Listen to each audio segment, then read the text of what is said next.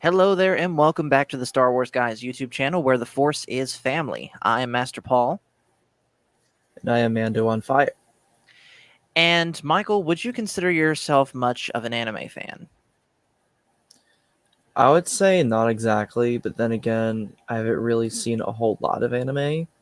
But I certainly do have friends who watch anime. Yeah, that's kind of where I am. I have tried watching a whole bunch of different animes of various genres, and I have yet to find one that can hold my attention. Even though I really do like the art style, story-wise, just nothing has really grabbed and held my attention yet. However, this could very much change.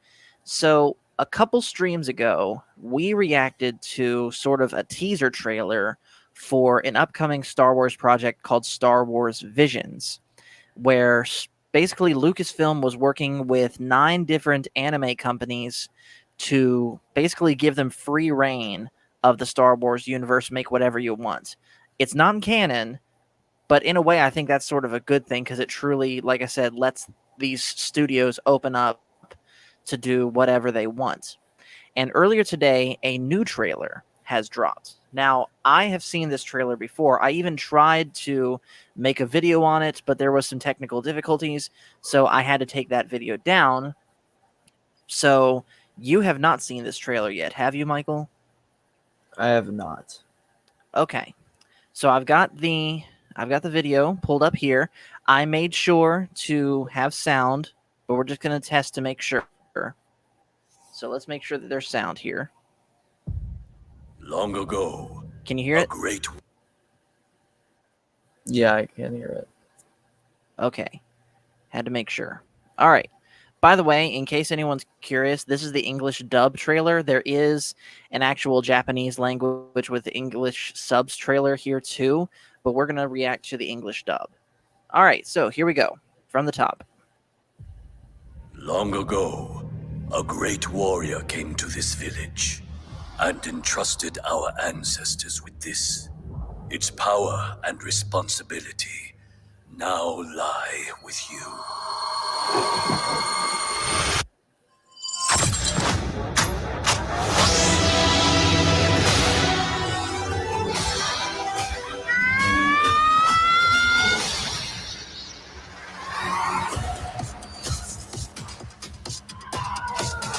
You've been guided by the Force since you were born.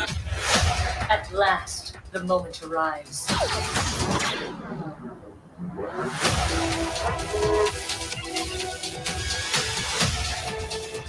It's the first time I've confronted such darkness. Something ancient and sinister.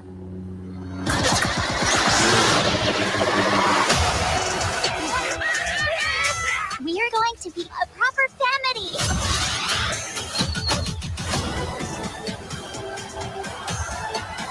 Let's make this our best show ever. コースと共にあらんこと。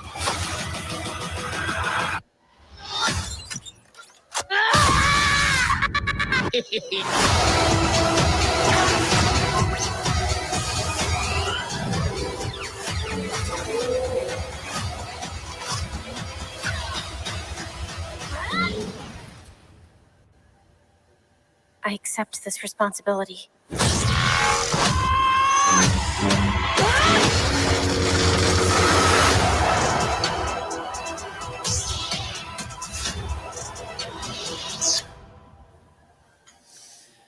All right.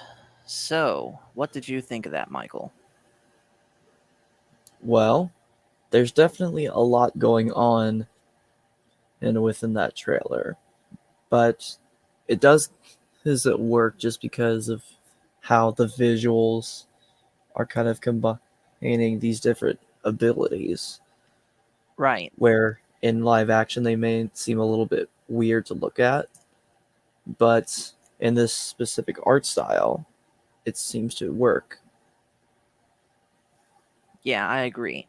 So, like I attempted to do in the last version of this video, let's go back through it again, but I'm going to stop at different points. No sound this time, but I'm going to stop at different points and sort of break down some of the things that I noticed, including something that I didn't necessarily pick up on last time I tried to make this video. So let's start. Let me see. Let's start here. So we see here someone is passing on to someone else a red kyber crystal. So what do you make of this, Michael? Well, I'm honestly not sure because it does look like there's some sort of master and apprenticeship that seems to be going on just based on this shot. But Right. I also wonder if the voiceover has anything to do with this scene. Or at least that's what my initial thoughts were. Yeah. I'm sure this crystal in some way is going to be important. Let's see. This is, of course, is the narrator that started out this, and I'm going to guess that this is some sort of either retired Jedi Master or just old village elder that somehow knows of the Jedi and was entrusted to watch over, let me pull it up, this lightsaber here. And then somehow the bunny-eared girl who, where is she? Who we see later on. I'll pull her up later. She somehow claims this lightsaber, so it'll be interesting to see what she does with it, how she journeys to becoming a Jedi, because I'm sure that's what they're ultimately going to do with her, is turn her into a Jedi. Yeah. But now, that'll be honestly, I want to interesting to see. But also, let's take Go a ahead. closer look at the lightsaber design itself. I can't zoom it in any further than this, and I think that's about as bright as it gets. Yeah. But I do think that we ought to talk about it. So, let's take a look. So it looks like on the end has like some sort of little loop. It could either be like string or just some pieces of metal to form like some sort of decorative piece. It looks like a tassel. Yeah. Which I honestly want to say there you can see even in the smaller details within this lightsaber the Japanese influence. Like you can see somewhat in the grip where it kind of mirrors that of an actual katana because some katana grips were made like that. I pulled And of mine course up to PJ show it, can but I pulled mine's not in the room right now, and I'm not going to get up to get it. But yeah, and then of course the hand guard here is very katana like.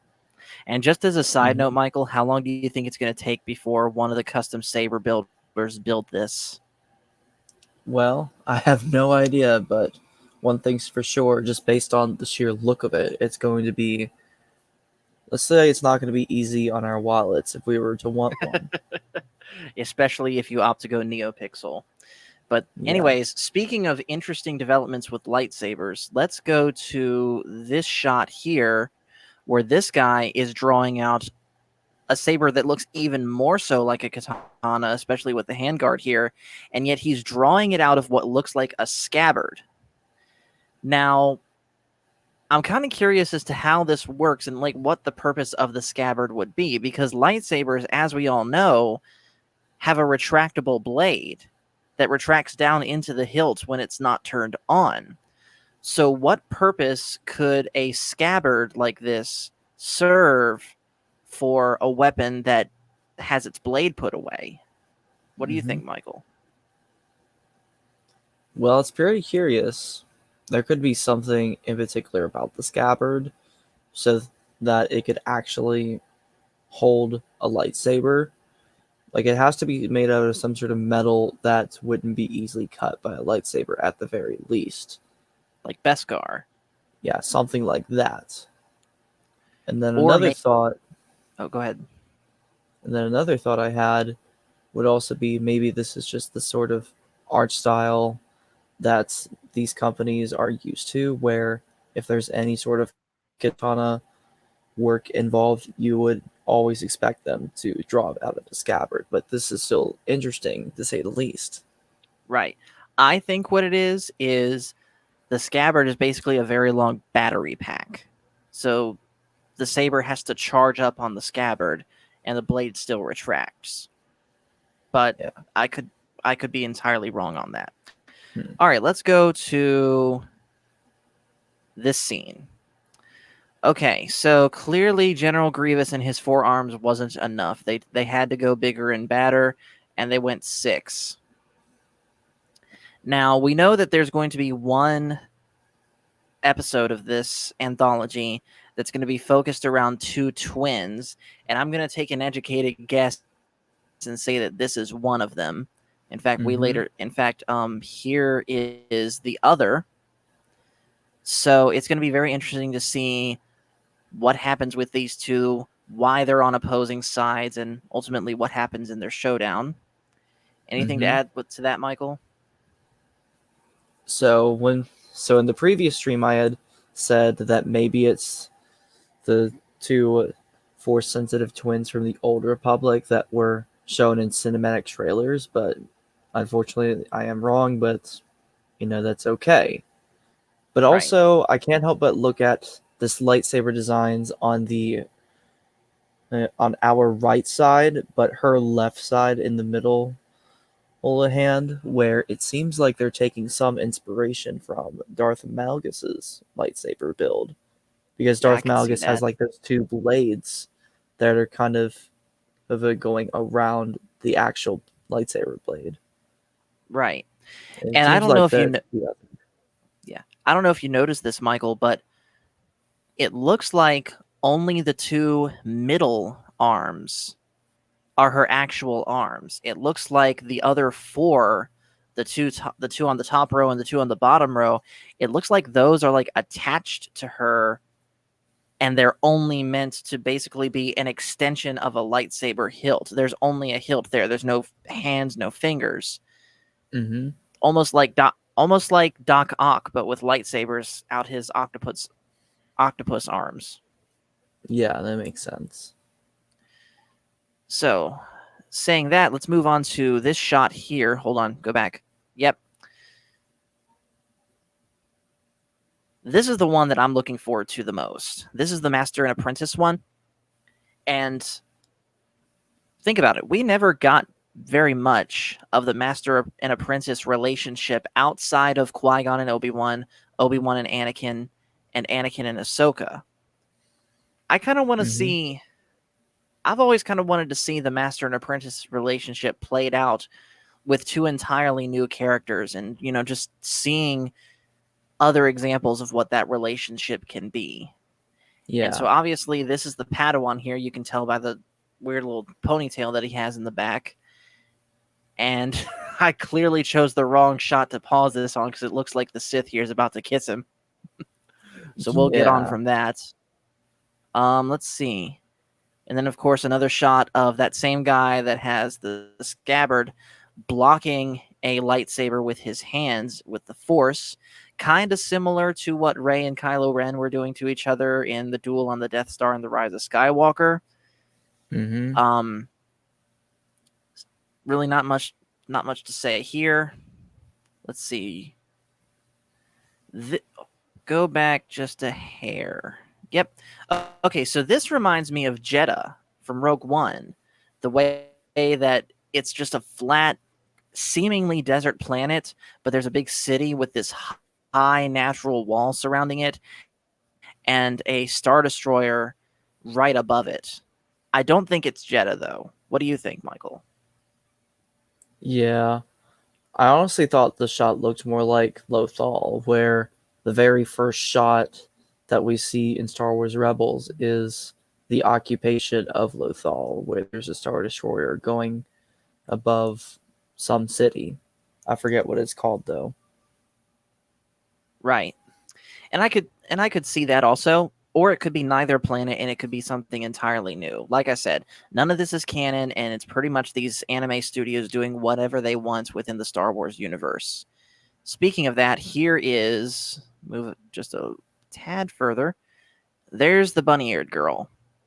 Mm-hmm. Now, a lot of people have, at least from what I've seen, aren't quite on board with the design of this character, and I can't lie, I'm still not quite sure what to think myself. what do you think, Michael, of why they chose to make this character look the way they did? Here, I'll find a Well, better shot of her. well, one thing's for sure. I think just based on the looks, she's meant to look young, like as if she's just gonna start character development, and as she grows older, she'll learn more about the Force. Yeah, I could see that. This could be a repeat of Ahsoka, as far as starting out, people weren't quite sure about her, but over time they grew to enjoy her. This could be a Mm-hmm. repeat of that, or this could go horribly, horribly wrong. I think what I'm Yeah, ultimately saying is that this is a bold risk they're taking, and we'll see how it plays out. yeah, All right, let's see. Where else are we? Let's. So there's the twins again together. That looks like a hologram of the sister. These look like bounty hunters. Wasn't in yeah. fact what was the one bounty hunter in the Clone Wars that Dave Embo. Filoni voiced? Enbo, yes. That's who these guys kind of remind me Yeah. of. Yep, and he ended his dog Merrick too. Yep. And then of course someone's stopping a blaster bolt in the Force again. It's this person. Yeah. Which I Let's don't know. see. I kind And of then like that there's shot. yeah. Let's see. There's this character. Now we see later in the scene that this character is in fact Force sensitive, so he's obviously not a droid, even though they made him out to be. They at least made him look like one. This is another character that I'm not quite sure what to think about their design. They've done a good job with it. I just don't know how well it fits into Star Wars. But I can also clearly tell that it's inspired by Astro Boy. What do you think, Michael? Yeah, just because of the little thing that he's got going on his head. But anyways, so far as him knowing he's Force sensitive, maybe this shot is meant to depict that he's on the run or in hiding. Right. But speaking of something that does look like a droid, I like this droid design a lot. And I'm going to suspect that whatever story this is in, this droid's going to be one of the enemies that the protagonist has to face. Yeah. And let's see. And then, of course, there's the Jedi Master here, who kind of reminds me, might sound crazy here, but if you fused Qui-Gon Jinn with Keanu Reeves, that's who this guy reminds me of. Yeah, honestly, I see it now. Like, that does actually make somewhat of sense. Yeah. And then moving on, we got to pick up the pace a little bit here. So Boba Fett is indeed going to be in this because there's his ship. And for those that don't know, by the way, Boba Fett's ship has been in quite a bit of controversy lately with being renamed, but that is an entirely different video to talk about. So that's all we'll say for now. And then there's this shot.